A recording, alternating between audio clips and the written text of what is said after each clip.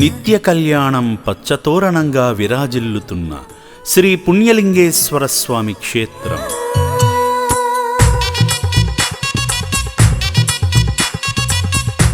మాస శివరాత్రి సందర్భంగా జనవరి 17న వైభవంగా జరగనున్న శివపార్వతుల కళ్యాణం.